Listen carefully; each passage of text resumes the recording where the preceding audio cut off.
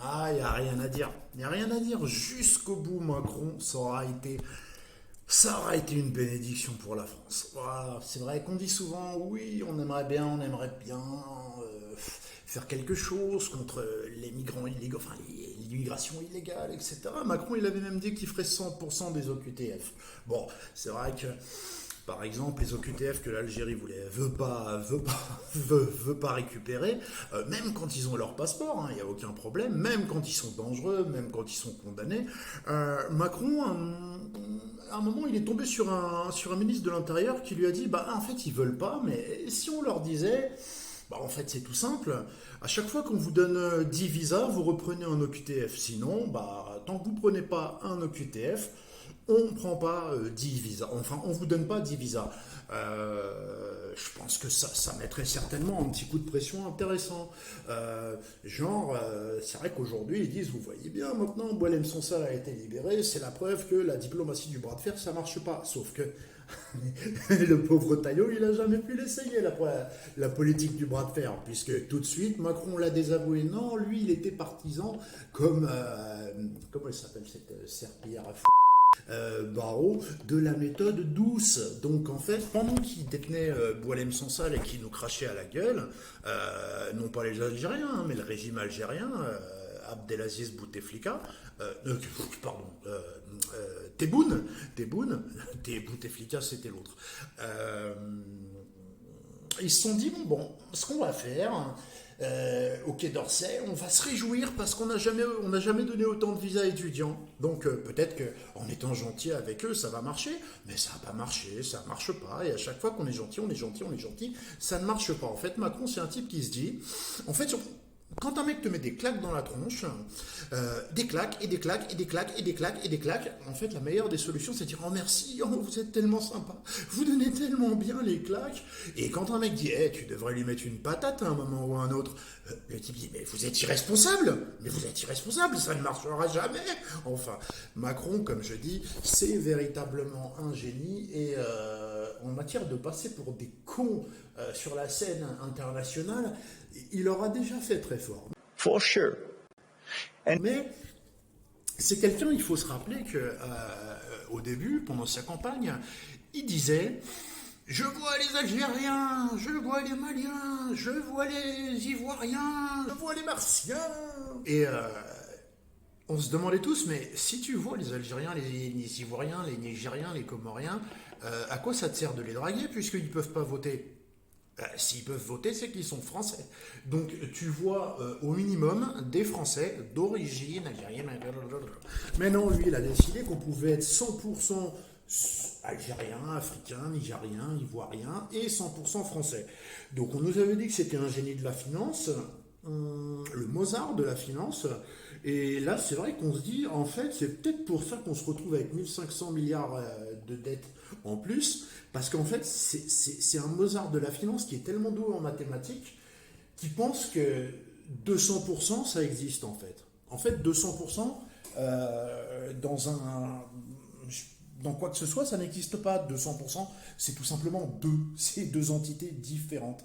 Mais bon, à partir du moment où tu n'as pas cette notion de base-là, on peut peut-être s'expliquer les 1500 milliards de dettes. Mais souvent on dit, ouais, on ferait bien ceci, on ferait bien cela, mais l'Europe veut pas, l'Europe veut pas. Et en fait, là, l'Europe vient de voter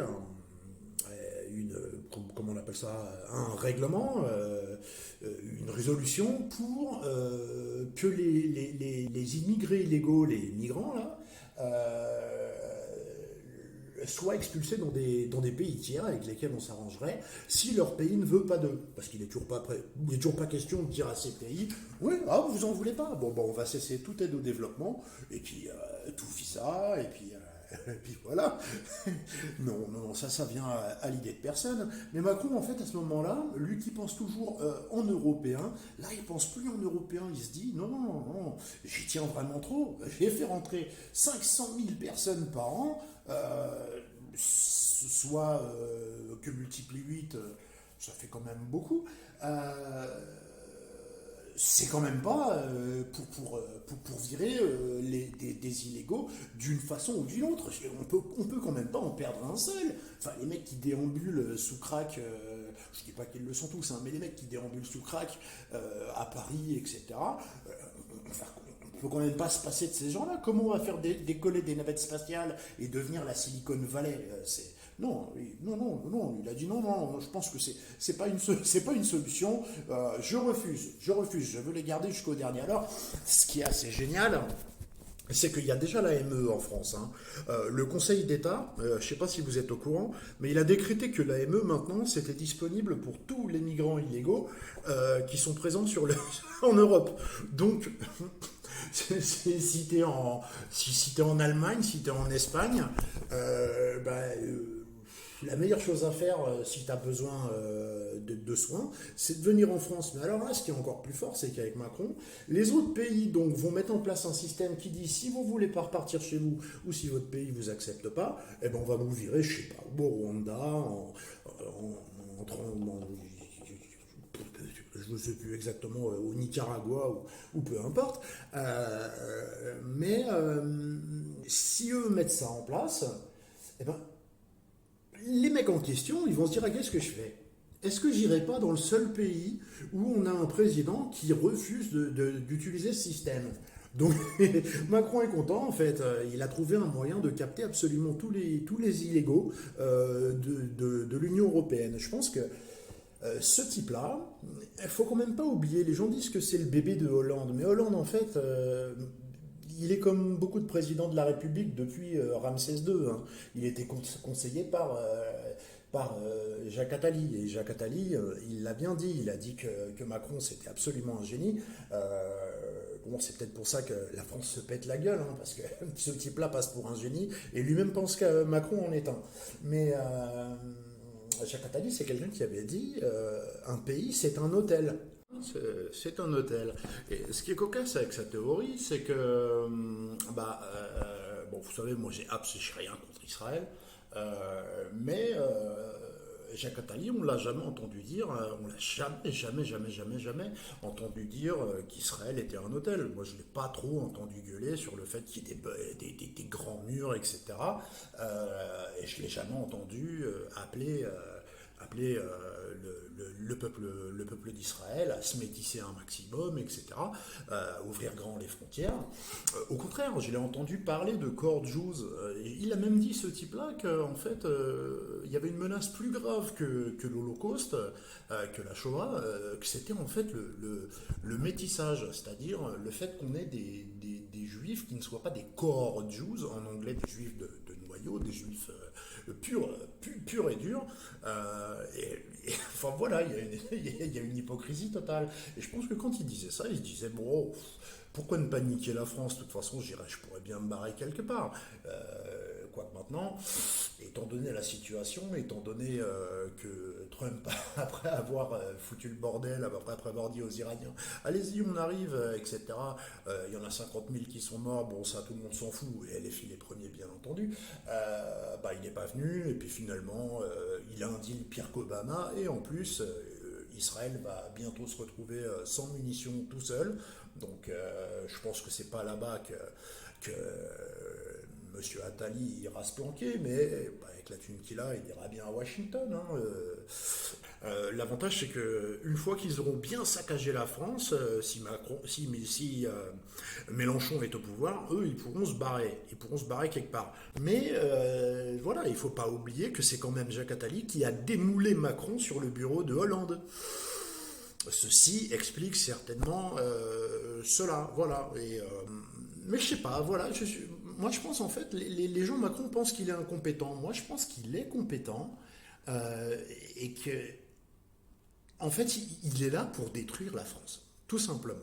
Et il mène sa mission à bien. Et puis lui, il s'en fout. Il s'en fout finalement du futur. Il n'a pas voulu avoir d'enfants. Moi, j'ai rien contre les gens qui ne peuvent pas avoir d'enfants. Même Gabriel Attal, qui ne peut pas avoir d'enfants, il aimerait bien en avoir. Donc moi, je lui fais plus confiance pour avoir un tout petit peu d'intérêt dans l'avenir, pour se projeter, alors qu'Emmanuel Macron, en fait, qu'est-ce qui compte à part son reflet? Rien. Que dalle. Que dalle. Il n'a pas de... Il n'a pas de viande sur la table en fait.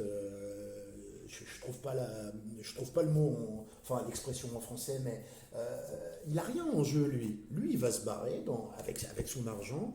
Il va faire de l'argent. Il va finir, je sais pas, à la tête de l'Europe ou je sais pas quoi, bien en sécurité. Et il regardera le pays cramer. Et il regardera le pays cramer et ça le fera rire.